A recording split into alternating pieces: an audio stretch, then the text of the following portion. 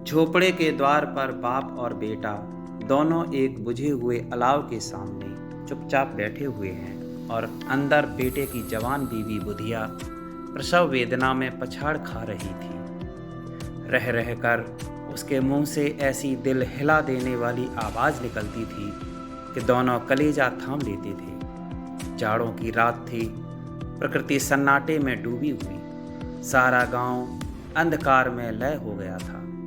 घीसू ने कहा, मालूम होता है बचेगी नहीं, सारा दिन दौड़ते हो गया, जा देख तो आ। माधव चिढ़कर बोला, मरना ही है तो जल्दी मर। मर क्यों नहीं जाती, देख कर क्या करूं? तू बड़ा बेदर्द है भी, साल भर जिसके साथ सुख चैन से रहा उसी के साथ इतनी बेवफाई। तो मुझसे तो उसका तड़पना और हाथ पांव पटकना नहीं देखा जाता। चमारों का कुनबा था और सारी गांव में बदनाम। घीसू एक दिन काम करता तो 3 दिन आराम।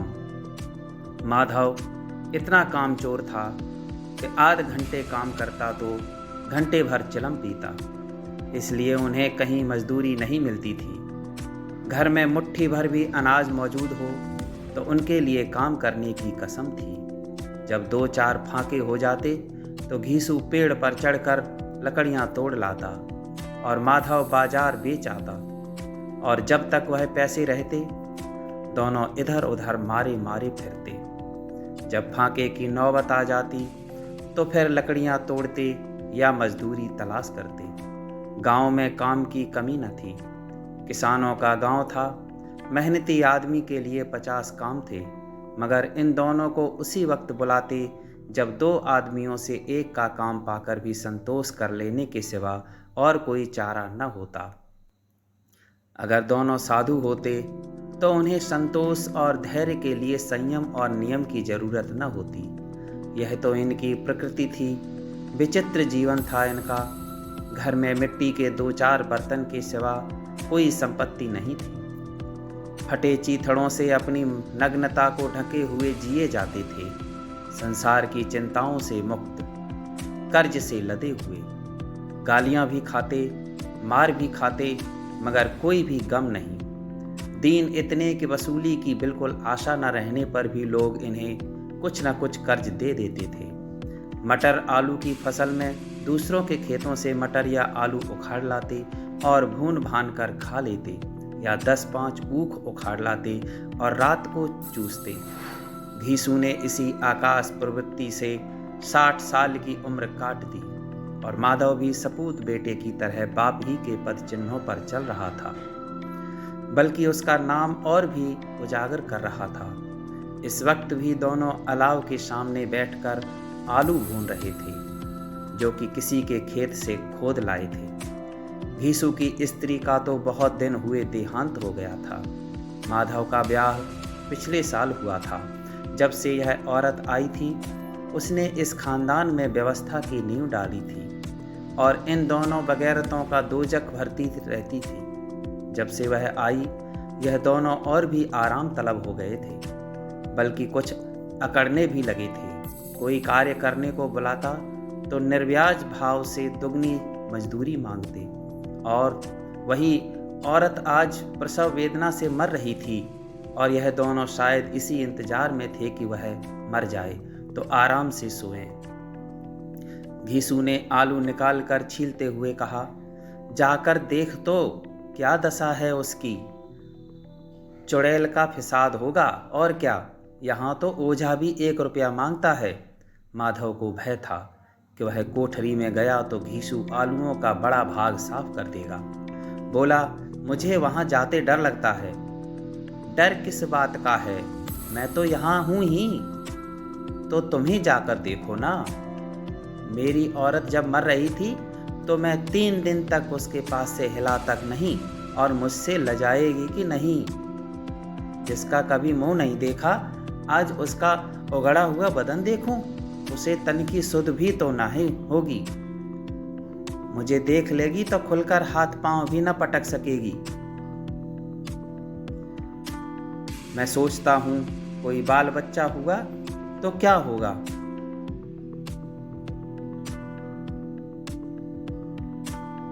सौंठ, गुड़, तेल कुछ भी तो नहीं है घर में। सब कुछ आ जाएगा, भगवान दें तो।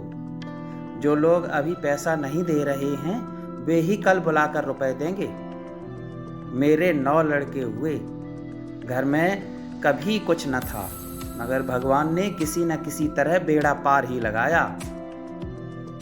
जिस समाज में रात दिन मेहनत करने वालों की हालत उनकी हालत से कुछ बहुत अच्छी न थी, और किसानों के मुकाबले में वो लोग जो किसानों की दुर्बलताओं से लाभ उठाना जानते थे कहीं ज़्यादा संपन्न थे, वहाँ इस तरह की मनोवृत्ति पैदा हो जाना कोई अचरज की बात न थी। हम तो यही कहेंगे, घीसू किसानों से कहीं ज़्यादा विचारवान था और किसानों के विचार शून्य समूह में शामिल होने के बदले बैठकबाजों की कुत्सित मंडली में जा मिला था।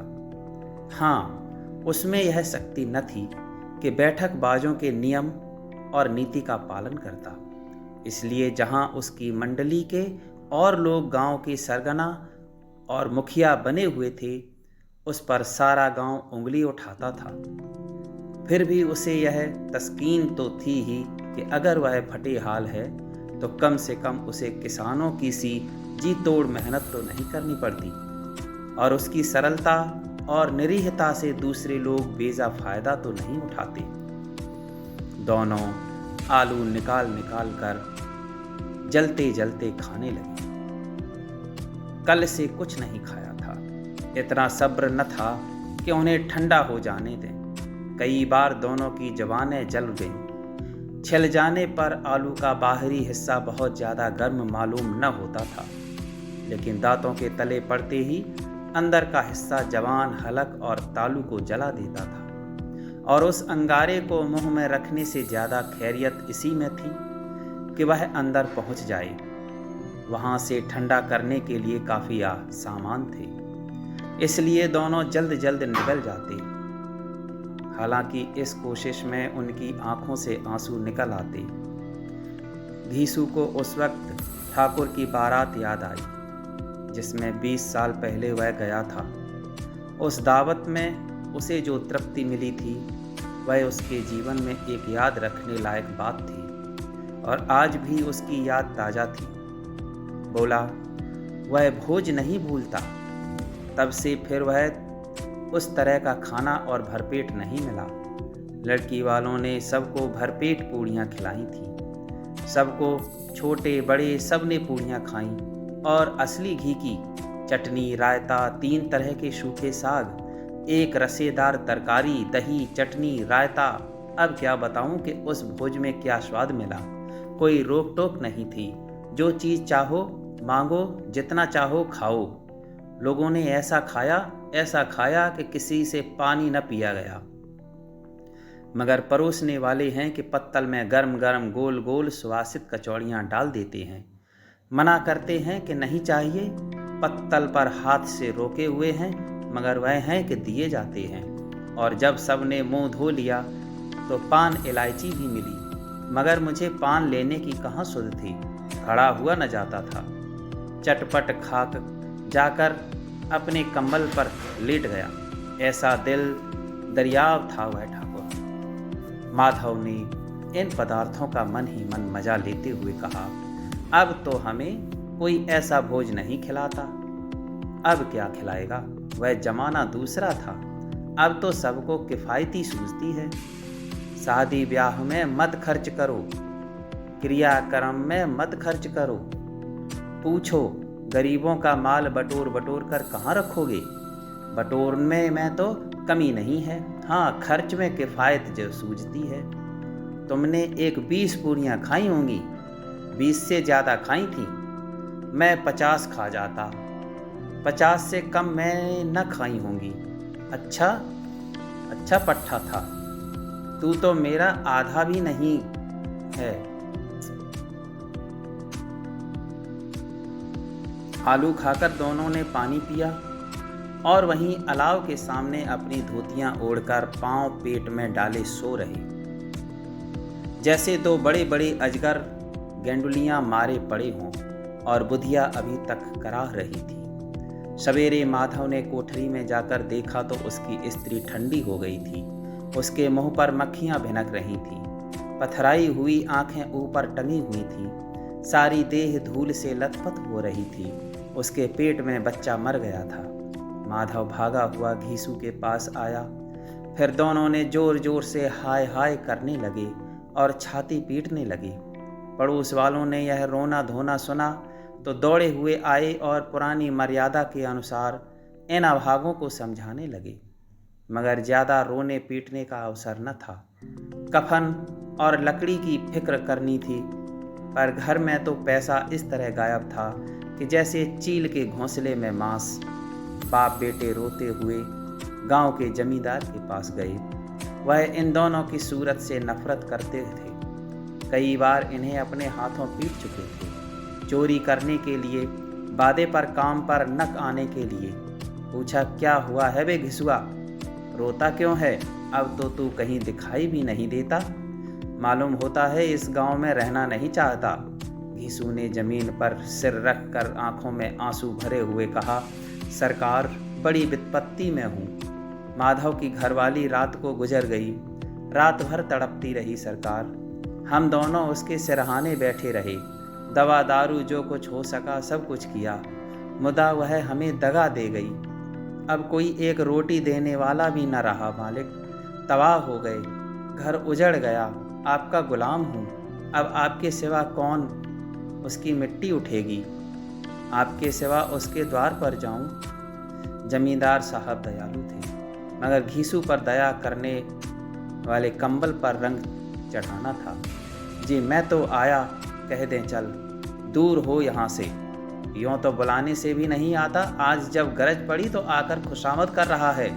हरामखोर कहीं का, बदमाश। लेकिन यह क्रोध या दंड का अवसर न था। जी में कुड़ते हुए 2 रुपए निकाल कर फेंक दिए, मगर सांत्वना का एक शब्द भी मुंह से न निकला। उसकी तरफ ताका भी नहीं, जैसे सिर का बोझ उतारा हो। जब जमींदार साहब ने 2 रुपए दिए तो गांव के बनिए महाजनों को इनकार का साहस कैसे होता। घीसू जमींदार के नाम का ढिंडोरा भी पीटना खूब जानता था। किसी ने 2 आने दिए, किसी ने 4 आने। 1 घंटे में घीसू के 5 रुपए की अच्छी रकम जमा हो गई। कहीं से अनाज मिल गया, कहीं से लकड़ी, और दोपहर को घीसू और माधव बाजार से कफन लाने चले। इधर लोग बांस काटने लगे। गांव की नरम दिल स्त्रियां आ आकर लाश को देखती थीं और उसकी बेकसी पर 2 बूंद आंसू गिराकर चली जाती थीं। कैसा बुरा रिवाज है कि जिसे जीते जी तन ढांकने को चिथड़ा भी न मिले, उसे मरने पर कफन चाहिए। कफन लाश के साथ जल ही तो जाता है, और क्या रखा जाता है। यही 5 रुपए पहले मिलते तो कुछ दवा दारू कर लेते। दोनों एक दूसरे के मन की बात ताड़ रहे थे। बाजार में इधर उधर घूमते रहे। कभी इस बाजार की दुकान पर गए, कभी उसकी दुकान पर। तरह तरह के कपड़े, रेशमी और सूती देखे, मगर कुछ जचा नहीं। यहाँ तक कि शाम हो गई। तब दोनों ने जाने किस देवी प्रेरणा से एक मधुशाला के सामने जा पहुँचे और जैसे किसी पूर्व निश्चित योजना से अंदर चली गई। वहाँ जरा देर तक दोनों असमंजस में खड़े रहे। फिर घीसू ने गद्दी के सामने जाकर कहा, साहू जी, एक बोतल हमें भी देना। इसके बाद कुछ चिखौना आया, तली हुई मछलियाँ आईं और दोनों बरामदे में बैठकर शांतिपूर्वक पीने लगे। कई कुज्जियाँ ताबड़तोड़ पीने के बाद दोनों सरूर में आ गए। घीसू बोला, कफन लगाने से क्या मिलता है? आखिर जल ही तो जाता, कुछ बहू के साथ तो न जाता। माधव आसमान की तरफ देखकर बोला, मानो देवताओं को अपनी निष्पापता का साक्षी बना रहा हो। दुनिया का दस्तूर है, नहीं लोग बामनों को हजारों रुपए क्यों दे देते हैं? कौन देखता है परलोक में मिलता है या नहीं। बड़े आदमियों के पास धन है, चाहे फेंकें, हमारे पास फूंकने को क्या है। लेकिन लोगों को जवाब क्या दोगे? लोग पूछेंगे नहीं, कफन कहाँ है? घीसू हंसा। अबे कह देंगे कि रुपया कमर से खिसक गए, बहुत ढूंढा मिले नहीं। लोगों को विश्वास तो ना आएगा, लेकिन फिर वही रुपए देंगे। माधव भी हंसा। इस अनपेक्षित सौभाग्य पर बोला, बड़ी अच्छी थी बेचारी, मरी तो भी खूब खिला पिलाकर, अभी बोतल से ज़्यादा उड़ गई। घीसू ने 2 सेर पूड़ियाँ मंगाई। चटनी, अचार, कलीजियाँ शराब खाने के सामने ही दुकान थी। माधव लपक कर 2 पत्तलों में सारा सामान ले आया। पूरा 1.5 रुपया और खर्च हो गया। सिर्फ थोड़े से पैसे बच रहे। दोनों इस वक्त शान से बैठे हुए पूड़ियाँ खा रहे थे, जैसे जंगल में कोई शेर अपना शिकार उड़ा रहा हो। न जवाबदेही का खौफ था, न बदनामी की फिक्र। इन भावनाओं को उन्होंने बहुत पहले ही जीत लिया था। घीसू दार्शनिक भाव से बोला, हमारी आत्मा प्रसन्न हो रही है तो क्या उसे पुण्य न होगा? माधव ने श्रद्धा से सिर झुकाकर तस्दीक की, जरूर से जरूर होगा। भगवान तुम अंतर्यामी हो, उसे बैकुंठ ले जाना। हम दोनों हृदय से आशीर्वाद दे रहे हैं। आज जो भोजन मिला वह कभी उम्र भर न मिला था। एक क्षण के बाद माधव के मन में एक शंका जागी। बोला, क्यों दादा, हम लोग भी तो एक न एक दिन वहां जाएंगे ही। घीसू ने इस भोले भाले सवाल का कुछ उत्तर न दिया। वह परलोक की बातें सोचकर इस आनंद में बाधा न डालना चाहता था। जो वहां वह हम लोगों से पूछे कि तुमने कफन क्यों नहीं दिया तो क्या कहेंगे? कहेंगे तुम्हारा सिर। पूछेगी तो जरूर, तू जानता है कि उसे कफन न मिलेगा। तू मुझे ऐसा गधा समझता है? 60 साल क्या दुनिया में घास खोदता रहा हूँ। उसको कफन मिलेगा और इससे बहुत अच्छा मिलेगा। माधव को विश्वास न आया। बोला, कौन देगा? रुपए तो तुमने चट कर दिए। वह तो मुझसे पूछेगी। उसकी मांग में सिंदूर तो मैंने ही डाला था। घीसू गर्म होकर बोला, मैं कहता हूँ उसे कफन मिलेगा। तो मानता क्यों नहीं? कौन देगा? बताते क्यों नहीं? वही लोग देंगे जिन्होंने इस बार दिया।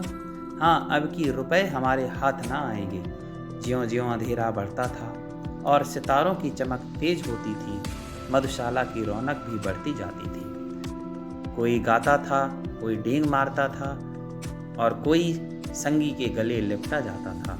कोई अपने दोस्त के मुंह के कुल्हड़ लगाए देता था। वहाँ के वातावरण में सरूर था, हवा में नशा।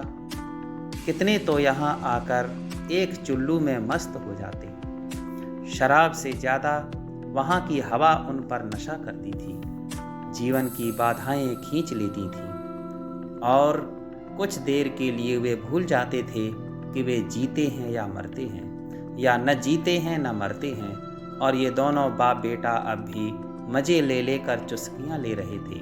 सबकी निगाहें इनकी ओर जमी हुई थी। दोनों कितने भाग्य के बली हैं। पूरी बोतल बीच में है। भरपेट खाकर माधव ने बची हुई पूरियों पर पत्तल उठाकर एक भिखारी को दे दिया, जो खड़ा इनकी ओर भूखी आंखों से देख रहा था। और देने के गौरव, आनंद और उल्लास का उसने अपने जीवन में पहली बार अनुभव किया। घीसू ने कहा, ले जा, खूब खा और आशीर्वाद दे। जिसकी कमाई है वह तो मर गई, पर तेरा आशीर्वाद उसे जरूर पहुँचेगा। रोए रोए से आशीर्वाद दे। बड़ी गाढ़ी कमाई के पैसे हैं। माधव ने फिर आसमान की तरफ देखकर कहा, वह बैकुंठ में जाएगी दादा, वह बैकुंठ की रानी बनेगी। घीसू खड़ा हो गया और जैसे उल्लास की लहरों में तैरता हुआ बोला, हाँ बेटा, बैकुंठ में जाएगी। किसी को सताया नहीं, किसी को दबाया नहीं, मरते मरते हमारी जिंदगी को सबसे बड़ी लालसा पूरी कर गई। वह ना बैकुंठ में जाएगी तो क्या ये मोटे मोटे लोग जाएंगे जो गरीबों को दोनों हाथों से लूटते हैं और अपने पाप को धोने के लिए गंगा में नहाते हैं और मंदिरों में जल चढ़ाते हैं?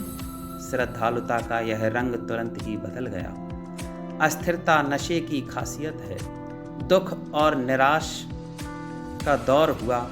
माधव बोला, मगर दादा, बेचारी ने जिंदगी में बड़ा दुख भोगा, कितना दुख झेल कर मरी। वह आंखों पर हाथ रख कर रोने लगा, चीखे मार मार कर। घीसू ने समझाया, क्यों रोता है बेटा? खुश हो कि वह माया जाल से मुक्त हो गई, जंजाल से छूट गई। बड़ी भाग्यवान थी जो इतनी जल्द माया मोह के बंधन तोड़ दिए। और दोनों खड़े होकर गाने लगे, ठगनी क्यों नैना झमकावे ठगनी, फिर दोनों नाचने लगे, उछले भी, कूदे भी, गिरे भी, मटके भी, भाव भी बनाए, अभिनव भी किए और आखिर नशे से बदमस्त होकर वहीं गिर पड़े।